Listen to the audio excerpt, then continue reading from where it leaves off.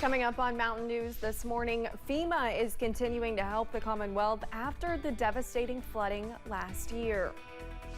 And to celebrate the 4th, a festival for freedom took place this past weekend in Pikeville. Dedicated to Eastern and Southern Kentucky, this is WYMT Mountain News this morning.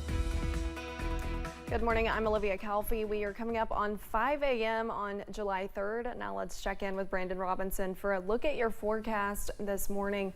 Now, Brandon, now that severe weather threat is officially out of the way, what can we expect going into this 4th of July holiday? Well, a few scattered showers and storms are still out there this morning, Olivia. A cold front is on its way through the region, not quite cleared us just yet. But again, I do think the rain chances will start to dry out as we head into the afternoon hours. Take a look at satellite radar for the last few hours. It was active for a long time last night.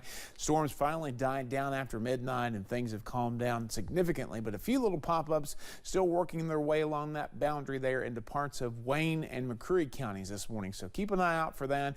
Visibility not terrible yet. I thought it'd be just a little bit worse at this point, but there is some patchy fog out there in spots. Give yourself plenty of time to get back and forth this morning. Very mild temperatures in the 60s and 70s as you head out the door this morning. 62 Clintwood to 70 in Somerset and Monticello. Jacksboro 72 there. So again, cold front not quite through here just yet. Out the door forecast today, scattered, and that's the key word to remember here, scattered chances for showers and storms as temperatures climb into the mid 80s this afternoon. Temperatures will soar as we head into the end of the week there before another cold front impacts us potentially by Friday and into the first part of the weekend. Olivia? All right, thank you, Brandon. As we approach the one-year mark of last year's flood, many Eastern Kentuckians have received help from the Federal Emergency Management Agency.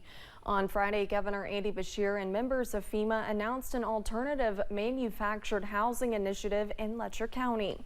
FEMA spokesperson Kim Fuller says the initiative is a way to help fulfill the unmet needs of those struggling and encourages those still in that situation to contact local officials.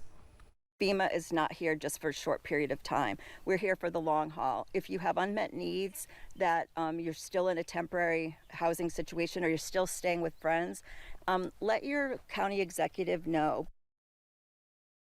Fuller says even if you are not eligible for FEMA programs, there are unmet needs programs in communities that you may be eligible for. For more information on the latest FEMA initiative, check out our website at WYMT.com. A 7-year-old girl in Southwest Virginia is being called a hero after helping her dad during an allergic reaction. Trooper Nathan Stidham with Virginia State Police had a severe allergic reaction to a bee sting. Stidham was able to pull his car over and call 911, but he lost consciousness before talking with the dispatcher. The dispatcher was able to track the call and get the child to pick up the phone. The 7-year-old named Audrey provided her location, the car's description, and updated officials on her dad's condition. Audrey also flagged down the responding officers. Trooper Stidham and Audrey were able to later visit the dispatch center and meet the dispatcher. Audrey received a 911 hero certificate, a pin, and a stuffed animal for her brave response. Gas prices are increasing in Kentucky just in time for your summer road trip. The gas tax rate increased by 2 cents a gallon on July 1st. Kentucky Governor Andy Beshear froze the state gas tax last year to help people deal with skyrocketing prices at the pump, but the General Assembly chose not to extend the freeze. The state statute determines how the gas tax is calculated, and the money collected from it goes towards the state's road fund. Switching gears, there is a new Miss Kentucky this morning. Mallory Hudson was crowned Miss Kentucky 2023 this weekend. Hudson is majoring in communications and political science at the University of Kentucky. Hudson won Miss Bowling Green back in November and has been hard at work serving the Commonwealth through community service ever since. During the competition, Hudson was asked about certain metrics that Kentucky could improve upon. I believe that everyone deserves membership in a community, even if their membership looks a little different. So as Miss Kentucky 2023, I will make a cognizant effort to build bridges with all 4.5 million Kentuckians and represent the entire rainbow of humanity that makes up our Commonwealth. Hudson will now compete in the Miss America competition later this year. Addiction Recovery Care held its Alumni Cookout in Eastern Kentucky this weekend. They invited anyone who has completed a treatment program at one of their facilities to attend. They celebrated both the U.S.'s freedom as a nation and their alumni's freedom from addiction with live music and some classic cookout foods. Attendees had the chance to stand in front of their peers and tell their stories toward addiction recovery. So to hear somebody carry the message, you just get to have that Me Too feeling. You get to relate to them and notice things in their story that are similar to yours, and it gives you hope. And Addiction Recovery Care operates more than 30 treatment programs in Eastern and Central Kentucky. You can find information about their recovery services on its website. Independence Day is just one day away, and folks are out and about with some last-minute preparations. At Jerry Pelfrey's Fireworks in Paintsville, folks flooded the tent all weekend searching for the perfect bang for their buck.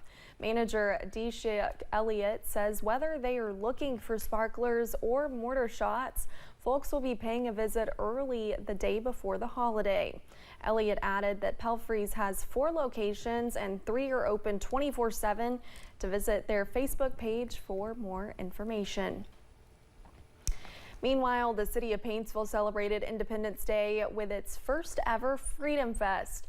The Paint Creek Freedom Fest was in full swing downtown on Saturday with tons of live music, nearly 100 vendors, and great food. Officials say the goal of the event was to give families a fun, safe place to enjoy all the small town has to offer. We've been through a lot in the past few years with COVID and the different things that's going on in the world. And this is a way to bring people together, have that sense of community, but also have a free, lighthearted kind of spirit about things in Central Appalachia. The event ended Saturday night with a concert from the Kentucky Headhunters and a fireworks display. Thanks for getting your day started with us here on Mountain News this morning. Thousands of flights were delayed during the holiday weekend, leading to many missing their destinations.